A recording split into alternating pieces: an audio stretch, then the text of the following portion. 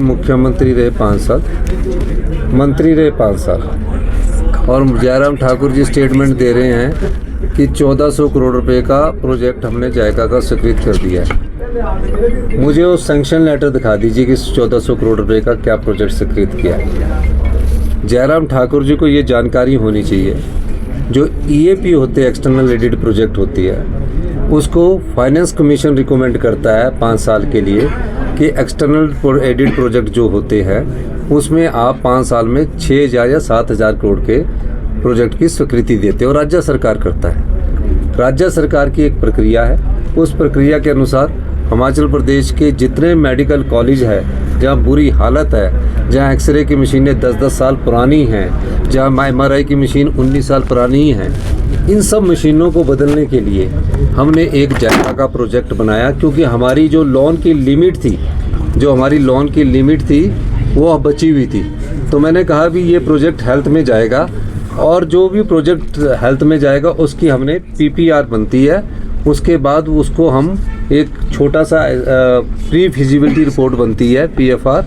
उसके बाद क्या होता है, उसको हम स्वीकृति के लिए नीति आयोग को भेजते हैं। नीति आयोग के बाद एक हेल्थ मिनिस्टर जो केंद्र के, उनको भेजा जाता है। केंद्र के हेल्थ मिनिस्टर के बाद फिर वो फाइनेंस मिनिस्टर में जाते हैं। फाइनेंस मिनिस्टर की स्वीकृति मिलने के बाद फिर वो राज्य सरकार के पास आती है, और राज्य सरकार से ये कमिटमेंट ली जाती है कि 72% जो है वो भारत जो भारी बैंक है, चाहे जायका है, चाहे वर्ल्ड बैंक है, चाहे AFD है, चाहे KFD है, चाहे ADB है, सब प्रोजेक्ट्स का वो उनमें से किसी भी बैंक को हम सेलेक्ट करते हैं। और उसके बाद 28% हिमाचल प्रदेश की सरकार देती है 100 रुपये में से, और 72% इसमें दिया जाता है। और अभी हमने उस प्रोजेक्ट की शुरुआत की और कहा कि स्वीकृति मिल गई है। मैं जयराम सिंह जी कहूँगा कि इस प्रकार की बातें ना उन्हें अच्छी नहीं लगती है। आप फाइनेंस को थोड़ा अच्छा समझते तो प्रदेश का आज इतना बेड़ा गर्क ना होता, जिस प्रदेश का बेड़ा गर्क उन्होंने इतने निचले, आज आर्थिक स्थिति को इतने निचले स्तर पर ले आए हैं। मैं ये भी कहना चाहूँगा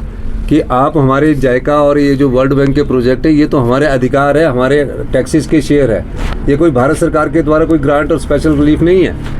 ये तो जो अब फाइनेंस कमीशन रिकमेंड करता है उसके अनुसार होता है। अभी जब 16 फाइनेंस कमीशन रिकमेंड करेगा तो वो जैसे 2026 से लेकर 31 तक का जो टैक्सेस का शेयर होता है, 100 रुपये में से 41% जो स्टेट और सेंटर के टैक्सेस का शेयर होता है उसका डिस्ट्रीब्यूशन करता है। उसी में वो लिमिट को भी तय करते हैं कि वर्ल्ड बैंक और EAP के जो प्रोजेक्ट है उनको 5 साल तक इतने पैसे लेने की इजाज़त होती है। ये सब चीज़ें नियम के अनुसार और कानून के अनुसार बधी होती है। और जयराम जी का आज कहना कि हमने 1400 करोड़ रुपए का हेल्थ का प्रोजेक्ट दिला दिया, पूछो उनको कि किस चीज़ का दिलाया, कहाँ है स्वीकृति, कहाँ सैंक्शन लेटर है, प्रक्रिया चल रही है। अभी हम डिजास्टर के लिए 2000 करोड़ का वर्ल्ड बैंक से प्रोजेक्ट ले रहे हैं, उसकी प्रक्रिया चल रही है। स्वीकृति अभी मिलेगी, अभी हमारे पास आएगा, फिर वो जाएगा जायका का जहाँ हेड ऑफिस है वहाँ जाएगा, 3-4 महीने लगेंगे। ये तो ऐसे कह रहे हैं कि जैसे कि पैसे दिला दिए।